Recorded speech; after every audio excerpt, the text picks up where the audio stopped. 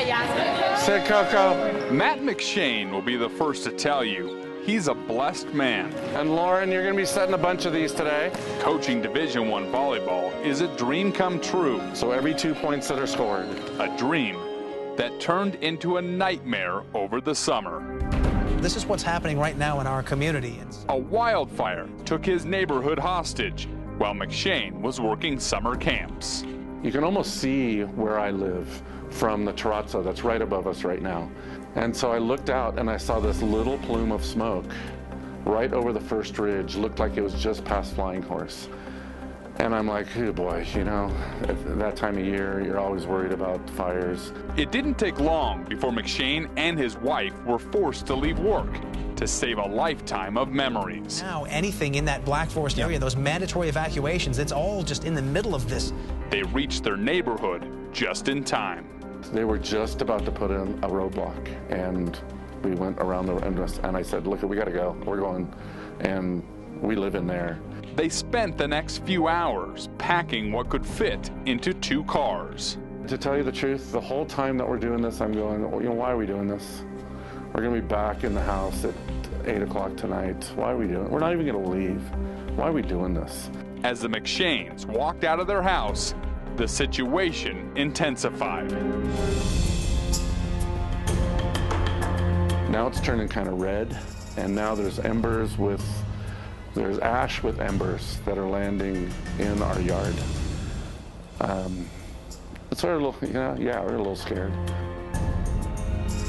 So we're driving pretty fast down our street that way, and another sheriff's car comes up our street and slides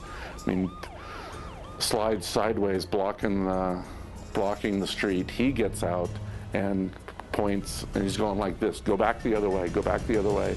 And then he points into the forest, and that's when I looked, and into the forest, probably 15 feet away, it's all on fire. And that's probably 300 or 400 yards from our house. And then when you look in the mirror, you can just see the smoke just billowing behind us. And we drive for about another 4 or 5 minutes. I'm looking just for a place to pull over. And I finally pull over and walk back, and my wife comes out, and both of us are in tears. Safely evacuated, the McShanes spent the next day praying for the best, but expecting the worst. Watch television the whole time, everything, just flipping from channel to channel, watching the fire. And there's that's another house going on. Then came the confirmation they feared from a local news report. And she comes back on and goes, I have a list of the 92 homes that are confirmed burned. And they're going through and reading them off. And then they get to our street, and they're reading off some on our street, and finally we hear 7115 Wild Ridge. And right now I'm about to lose it, because the two of us, both of us burst into tears and gave each other a hug. The Black Forest fire destroyed 486 homes and burned 14,000 acres, the most destructive fire in Colorado history.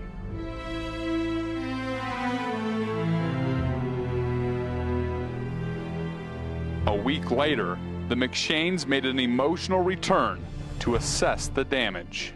All of the firefighters and the emergency crews and sheriffs were standing.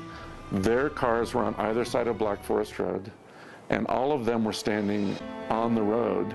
And as we drove by, oh God,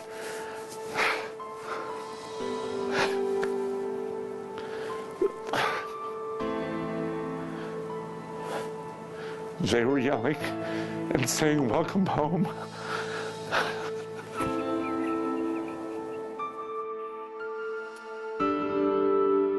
Matt and Dana were told their home was destroyed in less than 10 minutes. Belongings blackened. I think I had 12 of them, and they're gone. Memories melted.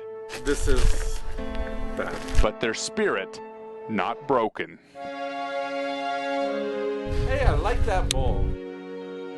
Honey, this is the back door. It's like about a 9-iron. The McShanes don't plan on leaving. They will rebuild in the very same place. Love the house, love the place. It's going to be a better version of the same house. We love the neighbors, we love the area. We're going to get trees, we're going to replant trees, and we'll make our own forest. The rebuilding process is already underway, not with trees, but with family. You're not jumping as hard now as you were that day. And that's what really matters most to Matt McShane.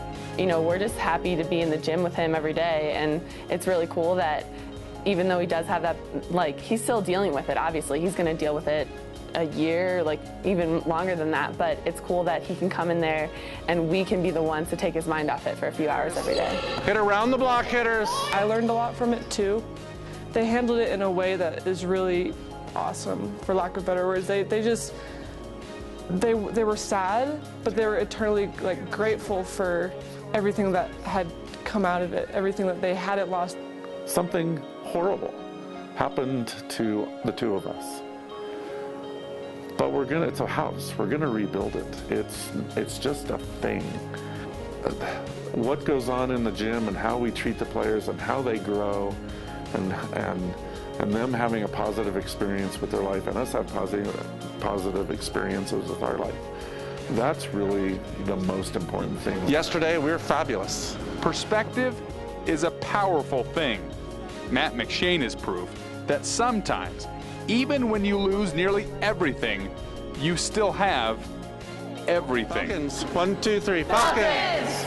At the Air Force Academy, I'm Jesse Kurtz for the Mountain West Network.